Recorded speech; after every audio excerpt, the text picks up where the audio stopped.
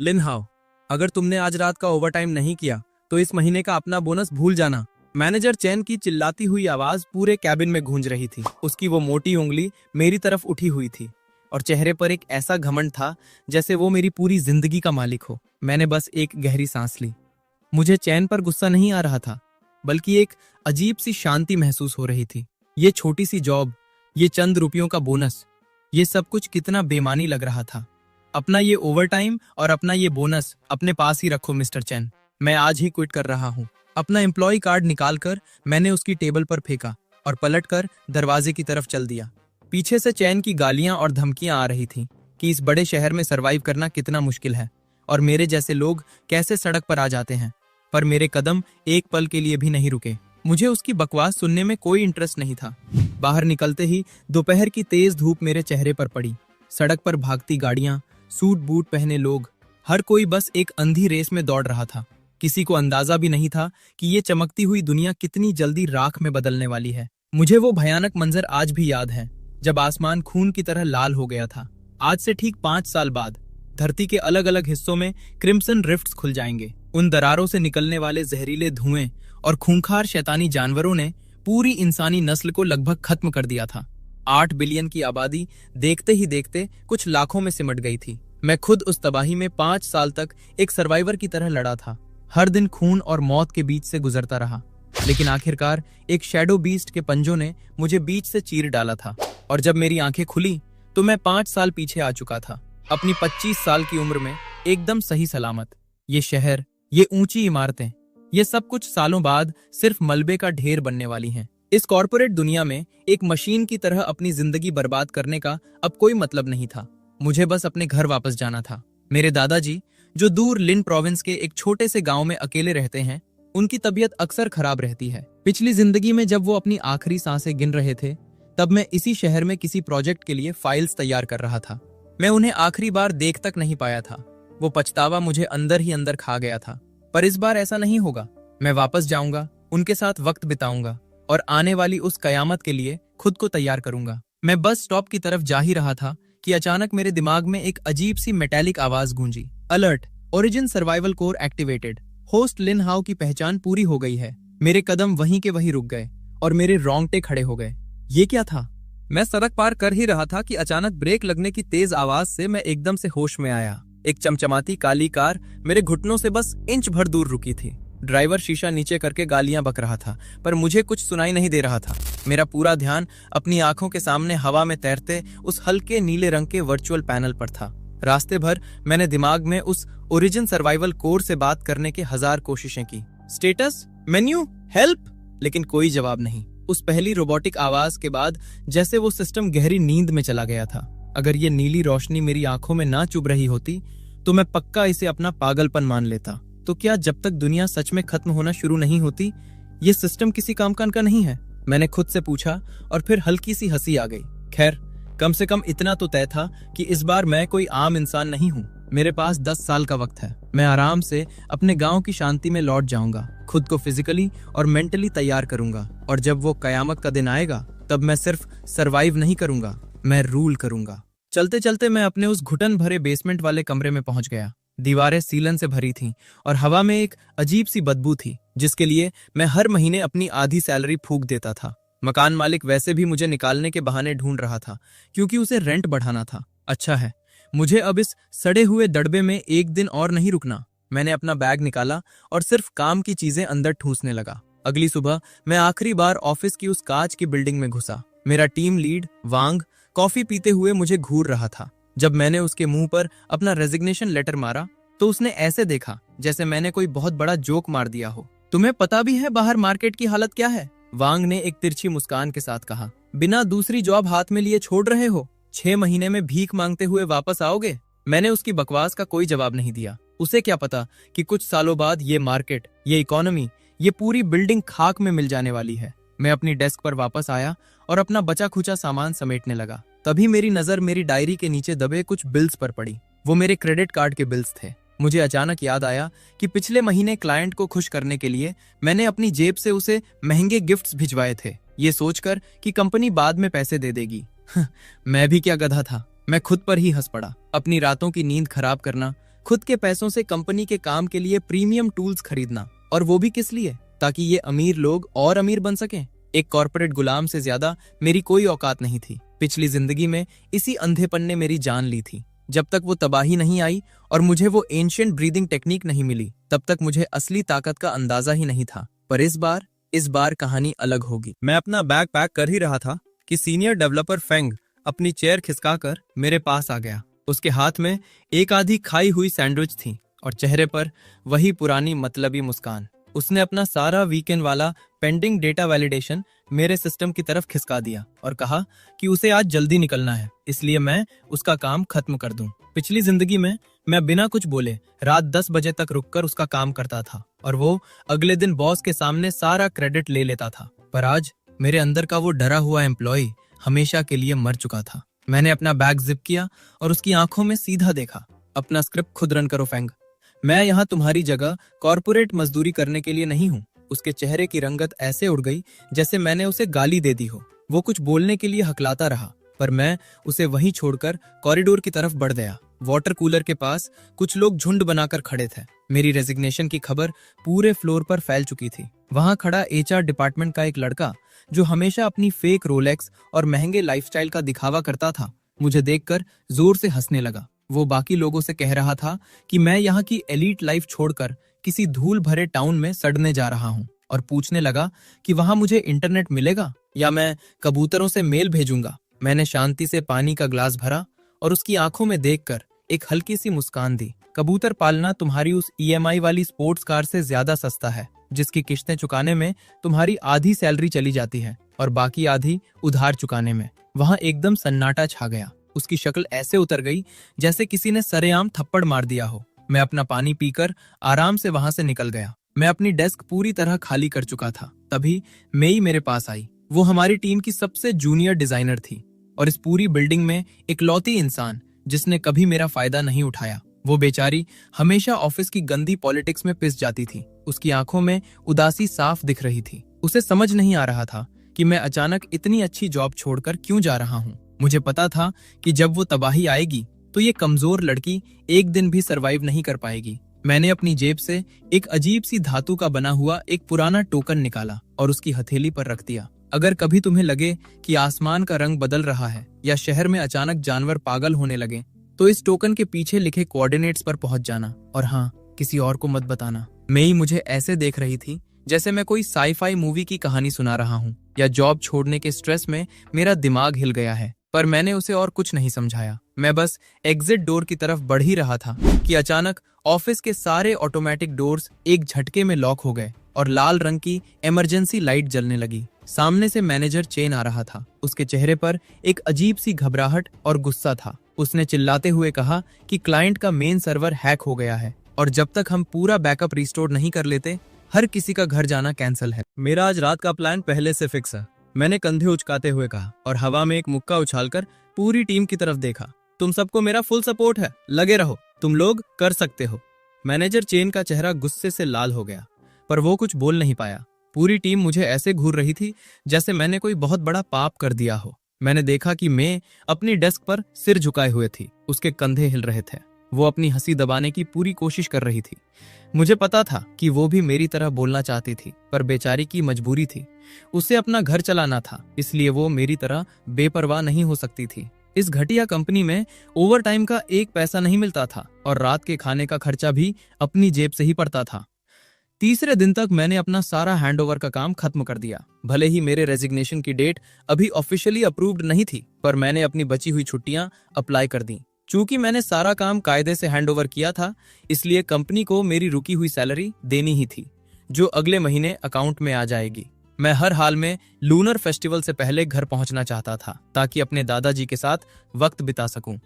पिछले 3 दिनों में मैंने ऑफिस में जो तमाशा किया था, उसे देखकर मैनेजर चेन ने तुरंत मेरी छुट्टियों को अप्रूव कर दिया। उसे शायद डर था कि अगर मैं कुछ दिन और रुक गया तो पक्का उसका ब्लड प्रेशर बढ़ा दूंगा। मेरे बेसमेंट वाले कमरे का रेंट भी खत्म होने वाला था और यहाँ रहकर और खून जलाने का कोई मतलब नहीं था। इसलिए मैं खुशी खुशी अपना बैग पैक करके घर की तरफ निकल पड़ा। घर जाने से पहले मैंने कुछ तैयारियां की। ऑफिस के पास ही एक हर्बल शॉप थी जहां से मैंने दादाजी के लिए 1 किलो बढ़िया क्वालिटी की बिना चीनी वाली सिल्वर लीफ रूट खरीदी, जो हड्डियों के लिए बहुत अच्छी मानी जाती थी। ये कोई 500 युआन की आई थी, जिसमें 10 से 15 जड़ें थीं। साथ ही मैंने उनके लिए कुछ गर्म कपड़े भी ले लिए। मेरा गांव यहाँ से काफी दूर पहाड़ियों के बीच बसा था। वहां से सबसे नजदीकी कस्बा भी 10 किलोमीटर दूर था और शहर तो 20 किलोमीटर से भी ज्यादा दूर। इसलिए मैंने कुछ जरूरी दवाइयां जैसे बुखार की गोलियां, एंटीबायोटिक्स, बैंडेजेस और एंटीसेप्टिक क्रीम्स भी खरीद ली। गांव में आधी रात को अगर किसी की तबीयत खराब हो जाए तो कम से कम पैनिक तो नहीं होना पड़ेगा। सफर के लिए मैंने कुछ स्नैक्स और इंस्टेंट नूडल्स भी रख लिए। ढेर सारे बैग्स के साथ मैं रेलवे स्टेशन पहुंचा। मैंने कोई महंगी बुलेट ट्रेन की टिकट नहीं ली थी, बल्कि एक स्लो चलने वाली नॉर्मल ट्रेन की स्लीपर क्लास ली थी। इस सफर में 20 घंटे से ज्यादा लगने वाले थे, पर टिकट बुलेट ट्रेन से आधी कीमत का था। गरीब आदमी के लिए सबसे सस्ती चीज उसका वक्त ही तो होता है। सच कहूं तो मुझे इस तरह का सफर बहुत पसंद है। मैं सबसे ऊपर वाली बर्थ पर लेट गया। ट्रेन के हल्के झटकों के साथ मैंने अपने हेडफोन्स लगाए और बाहर के नजारे देखने लगा। ये सुकून मुझे पिछले कई सालों में कभी नहीं मिला था। ऑफिस के लोगों ने मेरे बारे में एक बात तो सच ही सोची थी। मैं सच में एक यूट्यूब चैनल शुरू करने का प्लान बना रहा था। आज के टाइम में कंटेंट क्रिएशन कोई आसान बात नहीं है।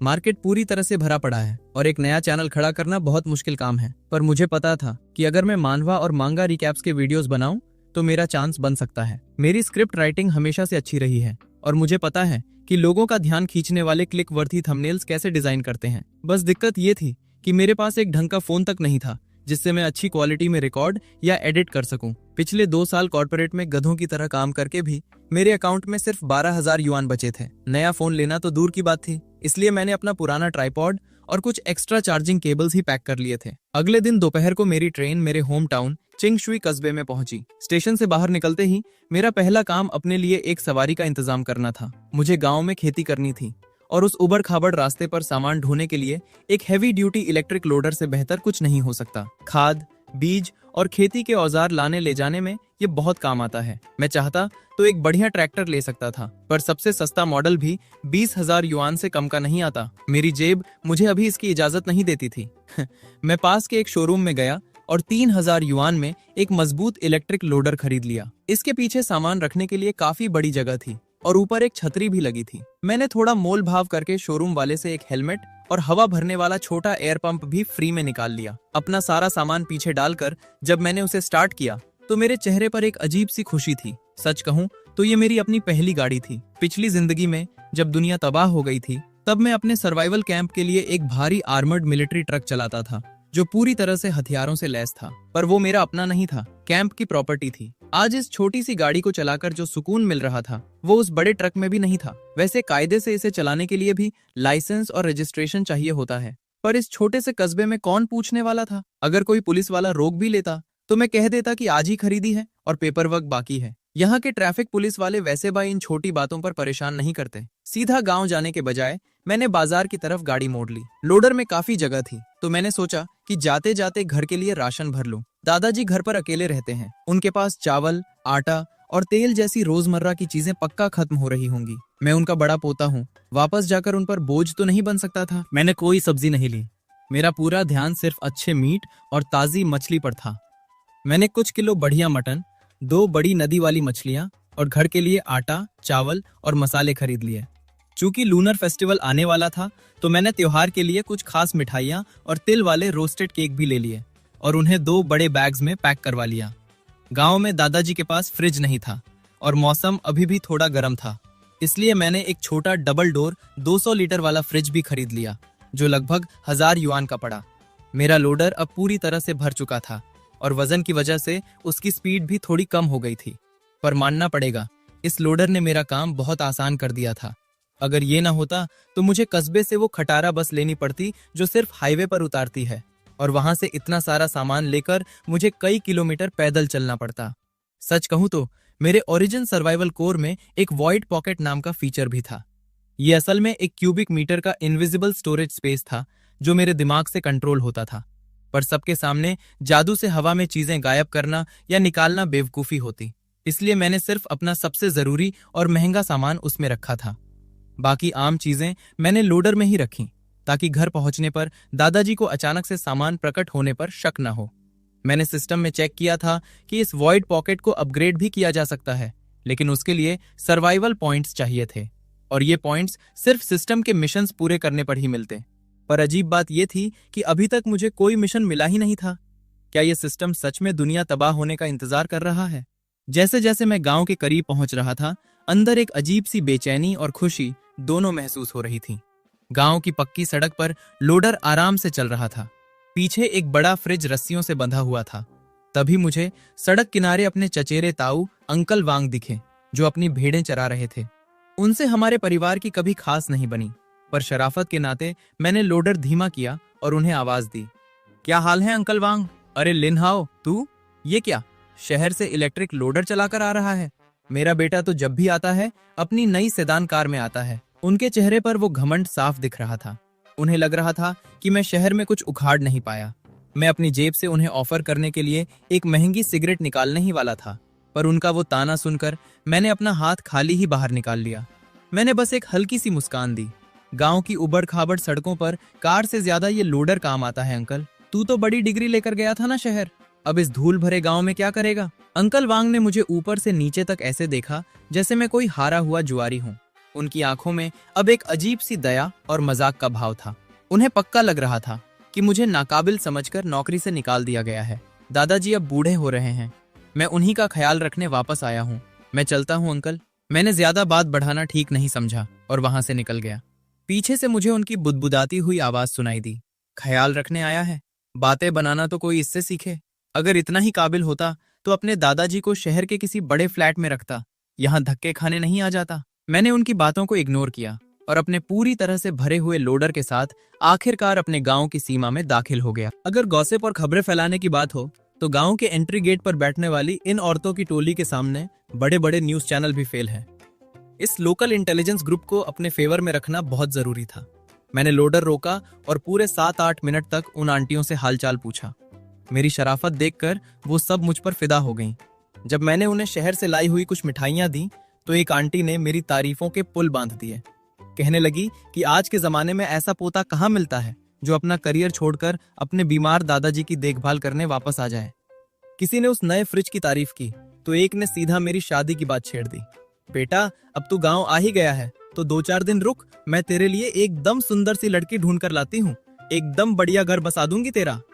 मुझे बस एक ही बात का बुरा लग रहा था कि मेरे दादाजी जो बीमार रहते हैं और जिन्हें शांति पसंद है, वो कभी यहाँ आकर इन लोगों के साथ बैठ नहीं पाते। वो सारा दिन उस सूने घर में अकेले रहते हैं। ये सोचकर मुझे लगा कि मैंने वो सो कॉल्ड गोल्डन करियर छोड़कर एकदम सही फैसला किया है। उन आंटियों से पीछा छुड़ाकर मैंने लोडर वापस घर की तरफ बढ़ा दिया। गांव के पूर्वी छोर पर बरगद के पेड़ के नीचे वो आंटियों का अड्डा था और मेरा घर गांव के एकदम पश्चिमी छोर पर सबसे आखिरी घर था। मैं घर से 100 मीटर दूर ही था कि गेट पर बैठे हमारे 2 जंगली पहाड़ी कुत्ते अचानक से सतर्क हो गए। अगले ही पल वो दोनों अपनी पूंछ हिलाते हुए और भौंकते हुए मेरी तरफ दौड़े चले आए। मेरे चेहरे पर एक बड़ी सी मुस्कान आ गई। इतने सालों बाद भी तुम दोनों मुझे भूले नहीं। ये दोनों दादाजी के पाले हुए वफादार कुत्ते थे और ऐसा लगता था जैसे वो इंसानों से भी ज्यादा समझदार हों। मेरे लोडर के दोनों तरफ वो खुशी से उछल रहे थे और मुझे एस्कॉर्ट करते हुए घर तक ले गए। बाहर का शोर सुनकर दादाजी अपनी लाठी के सहारे धीरे धीरे बाहर आ गए थे। मुझे देखते ही उनकी बूढ़ी आंखों में चमक आ गई और आंसू बहने लगे। दादाजी, मैं आ गया। मैंने जल्दी से लोडर से उतरकर उन्हें सुकून से गले लगाया। तू आ गया बेटा, बहुत अच्छा किया, दादाजी ने अपने आंसू पोंछते हुए कहा। उनकी आवाज खुशी से कांप रही थी। ये देखो मैं आपके लिए क्या लाया हूं। मैंने उन्हें कुर्सी पर बिठाया और वो सारे गिफ्ट्स बाहर निकाले। सिल्वर लीफ फ्रूट, सर्दियों के नए कपड़े और कुछ ताजी मिठाइयां। दादाजी के चेहरे पर एक प्यारी सी मुस्कान आ गई, लेकिन फिर उन्होंने पूछा, बेटा इस बार कितने दिन की छुट्टी लेकर आया है? उन्हें लगा कि मैं हमेशा की तरह बस 2-4 दिन के लिए आया हूं। मैंने उनके हाथ अपने हाथों में लिए और मुस्कुराकर बोला, अब मैं वापस नहीं जाऊंगा दादाजी, मैं यही रहूंगा, आपके साथ खेती करूंगा और आपका ख्याल रखूंगा। क्या? दादाजी एकदम चौंक गए। उनके चेहरे पर अचानक उदासी छा गई। मुझे पता था वो क्या सोच रहे हैं। उन्हें लग रहा था कि उनकी वजह से मेरा भविष्य बर्बाद हो रहा है। अगर वो ना होते तो शायद मैं शहर में कोई बड़ा मुकाम हासिल कर रहा होता। पर उन्हें ये नहीं पता था कि अगर मैं वहां रुक भी जाता तो कुछ उखाड़ नहीं पाता। उस आने वाली कयामत में मेरे जैसे एक आम कॉर्पोरेट गुलाम के लिए बचने का कोई रास्ता नहीं था। मेरे पास जो ओरिजिन सर्वाइवल कोर है वो सिर्फ इस खाली और शांत जगह पर ही मेरे काम आ सकता है। यही मेरी असली आजादी और ताकत का रास्ता था। आप आराम करो दादाजी, मैं जरा सामान अंदर रख दूं। मैंने फुर्ती से अपना सारा सामान घर में ले जाना शुरू किया।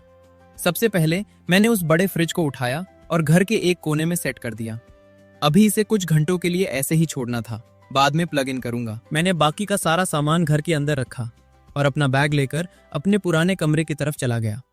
दादाजी अपनी लाठी टेकते हुए मेरे पीछे पीछे आ गए। उनके चेहरे पर एक अजीब सी झिझक थी। बेटा, मुझे पता नहीं था कि तू अचानक से वापस आ रहा है, तो मैंने तेरा कमरा ठीक से साफ नहीं किया। इतना कहते ही वो अपनी लाठी दीवार से टिकाकर अलमारी से बेडशीट्स निकालने लगे। मैंने तुरंत आगे बढ़कर उनके हाथ से चादर ले ली। अरे दादाजी, आप रहने दो, मैं खुद कर लूंगा ये सब, आप जाकर आराम करो। मैं किसी भी हाल में इस उम्र में उनसे काम नहीं करवा सकता था। मेरी पिछली जिंदगी की यादों के हिसाब से उनका शरीर बहुत कमजोर हो चुका था और अगर उनका सही से ख्याल नहीं रखा गया तो आने वाले 5 सालों में वो मुझे छोड़कर चले जाएंगे। इस बार मैं ऐसा कुछ नहीं होने दूंगा। तभी मेरी नजर लिविंग रूम की पुरानी टेबल पर पड़ी। वहां फलों की एक टोकरी, कुछ दूध के पैकेट और त्योहार वाली मिठाइयों के डिब्बे रखे थे। दादाजी, आज आपसे मिलने कौन आया था? मैंने हैरानी से पूछा। तेरी छोटी बुआ आई थी, दादाजी ने धीरे से कहा। दोपहर का खाना उसी ने बनाया था। फिर पड़ोस वाली आंटी आ गई तो वो उनके साथ थोड़ा बाहर टहलने निकल गई है। मुझे बात समझ आ गई, पर मेरे दिमाग में कुछ और ही चल रहा था।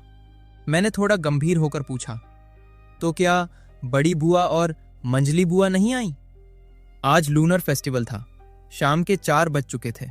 अगर उन्हें आना होता तो अब तक आ चुकी होती। दादाजी ने कोई जवाब नहीं दिया। उन्होंने बस अपनी नजरें नीचे झुका ली और एक ठंडी सांस छोड़ी। हमारे परिवार की कहानी भी अजीब है। मेरे माँ बाप एक हादसे में बहुत पहले ही गुजर गए थे, जिसके बाद दादाजी ने ही मुझे पाला। दादाजी की 3 बेटियां हैं, मेरी 3 बुआ।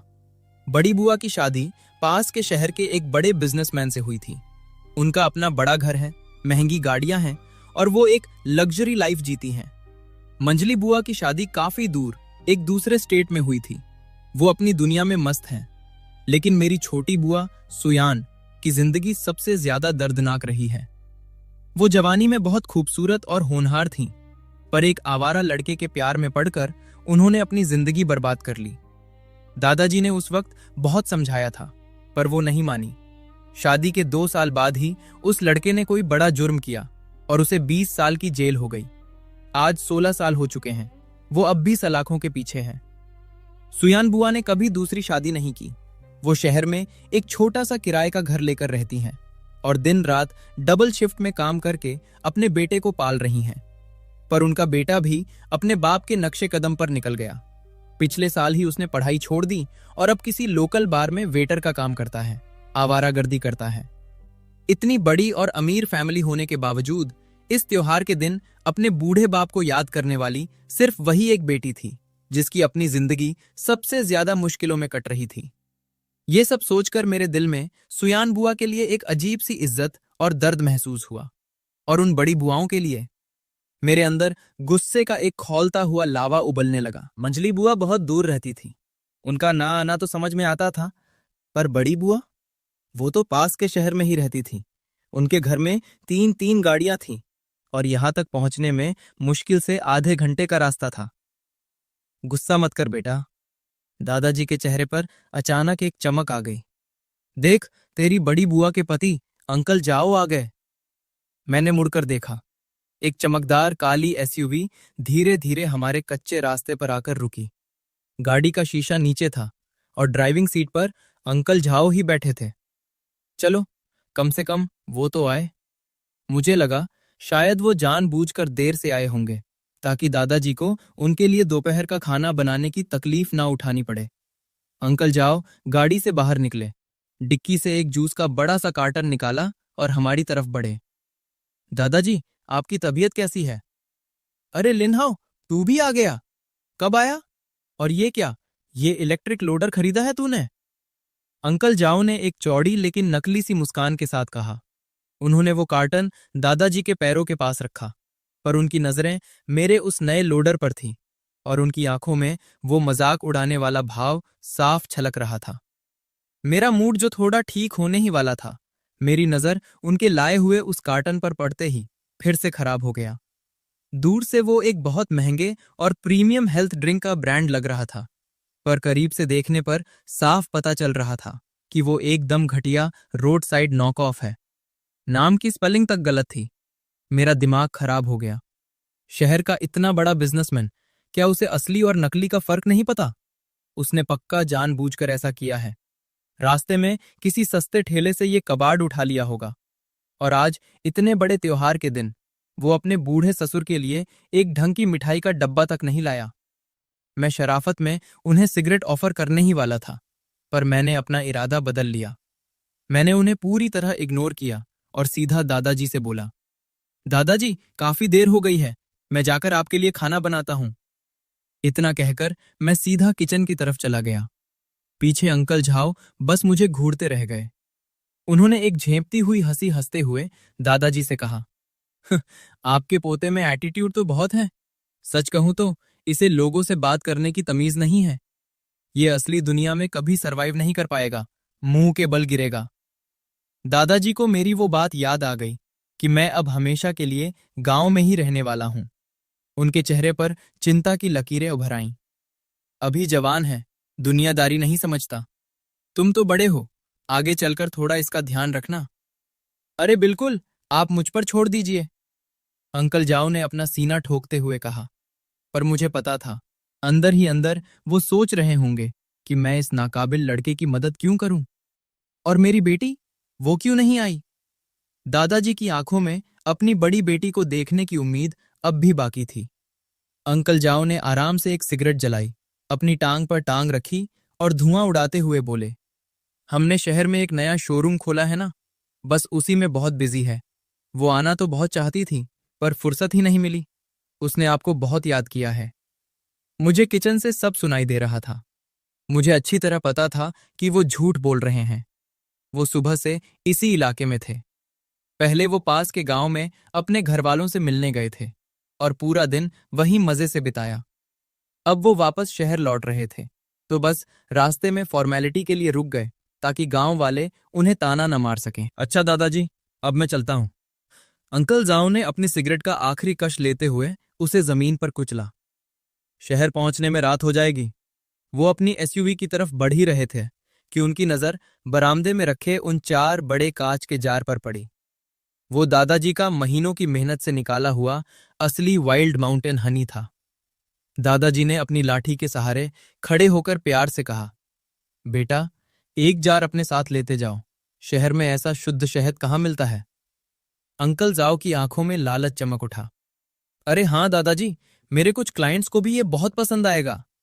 इतना कहकर उन्होंने एक नहीं बल्कि 4 जार उठा लिए और तेजी से अपनी गाड़ी की डिक्की में रखने लगे।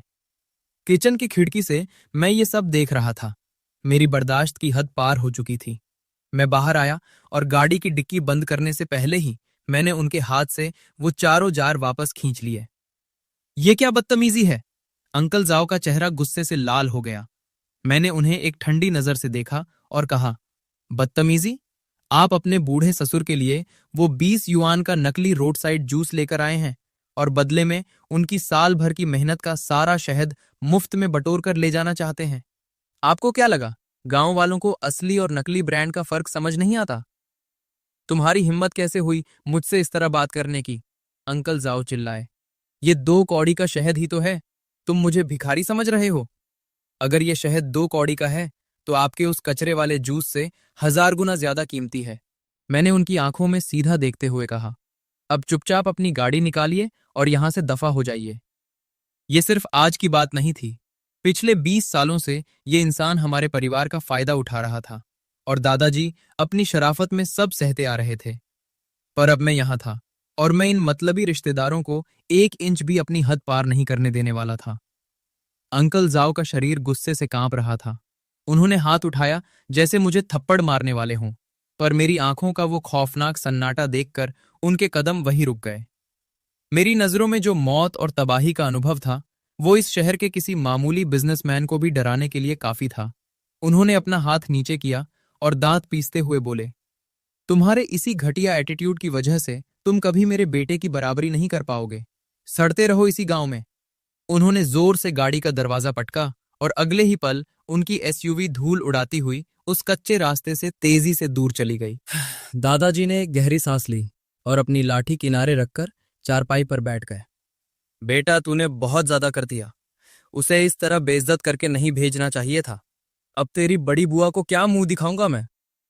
मैंने वो नकली जूस का कार्टन उठाया और उसे फाड़ दिया। अंदर से एक प्लास्टिक की बोतल निकाली और उसका ढक्कन खोलकर थोड़ा सा लिक्विड बाहर जमीन पर गिराया। तुरंत ही उसमें से किसी सस्ते केमिकल और सड़े हुए फलों की अजीब सी बदबू आने लगी। दादाजी, आप खुद देखिए, मैंने अपनी आवाज को शांत रखते हुए कहा। क्या आपको लगता है कि जो इंसान अपनी गाड़ियों पर लाखों उड़ाता है, वो आपके लिए ये 20 युआन का कचरा लाएगा? ये कोई हेल्थ ड्रिंक नहीं है, सिर्फ मीठा जहर है। अगर आप इसे पी लेते और आपको फूड पॉइजनिंग हो जाती, तो क्या वो बड़ी बुआ अपनी मीटिंग छोड़कर आपको देखने आती? मैंने उस पूरे कार्टन को उठाया और बाहर जाकर उसे नाली में बहा दिया। हमारे दोनों जंगली कुत्ते उसे सूंघने के लिए आगे आए, पर उस केमिकल की बदबू से वो भी पीछे हट गए। दादाजी चुप रहे। मैंने देखा कि उनकी झुकी हुई पीठ अचानक से थोड़ी सी सीधी हो गई थी। इतने सालों में पहली बार कोई उनका पक्ष ले रहा था, और शायद अंदर ही अंदर उन्हें ये एहसास बहुत सुकून दे रहा था। इंसान चाहे कितना भी सीधा क्यों ना हो, उसे ये तो समझ आ ही जाता है कि कौन उसका अपना है और कौन सिर्फ इस्तेमाल कर रहा है। थोड़ी देर बाद सुयन बुआ वापस आ गईं। जब मैंने उन्हें अंकल जाओ वाली सारी बात बताई, तो वो जरा भी नाराज नहीं हुई। उल्टे उन्होंने मुस्कुराते हुए मेरी पीठ थपथपाई। तूने एकदम सही किया लिनहाओ। फिर उन्होंने दादाजी की तरफ देखकर कहा, दादाजी, आप हमेशा दूसरों के बारे में सोचते हैं, कभी तो अपने लिए जिया कीजिए। ये जो आपने इतनी मेहनत से असली शहद इकट्ठा किया है, इसे खुद खाइए। आपकी सेहत उन मतलबी लोगों से कहीं ज्यादा जरूरी है। रात के खाने में मैंने वो ताजा मटन और मछली बनाई जो मैं कस्बे से लाया था। हम तीनों ने एक साथ बैठकर खाना खाया। उस छोटे से घर की पुरानी टेबल पर जो हंसी और सुकून था, वो शहर की किसी भी लग्जरी लाइफ में नहीं मिल सकता था। रात को जब सुयान बुआ अपने शहर वाले किराए के कमरे पर वापस जाने के लिए निकल रही थीं, तो उन्होंने चुपके से दादाजी के हाथ में 200 युआन थमा दिए। दादाजी ने बहुत मना किया कि वो खुद मुश्किल से अपना घर चलाती हैं, पर सुयन बुआ नहीं मानी। उन्होंने झूठ मूठ का बहाना बना दिया कि आज कैफे में उन्हें किसी अमीर कस्टमर से बहुत बड़ी टिप मिली थी, इसलिए ये पैसे वो दादाजी के लिए ही लाई थीं। जब वो दरवाजे से बाहर निकल रही थीं, तो मैंने उन्हें रोक लिया। मैंने वो असली शहद के 2 बड़े जार एक बैग में पैक किए और उनके हाथ में थमा दिए। ये वही जार थे जिन्हें अंकल जाओ अपनी डिक्की में भर रहे थे। सुयन बुआ ने मना करने की बहुत कोशिश की, पर आखिरकार उन्हें मेरी जिद के आगे झुकना पड़ा। जाते जाते उनकी आंखों में एक अजीब सी नमी और खुशी थी। उन्होंने मेरे सिर पर हाथ फेरा और कहा कि मैं जल्दी ही उनके घर आऊं। वो मेरे लिए अपने हाथों से मेरा मनपसंद खाना बनाएंगी।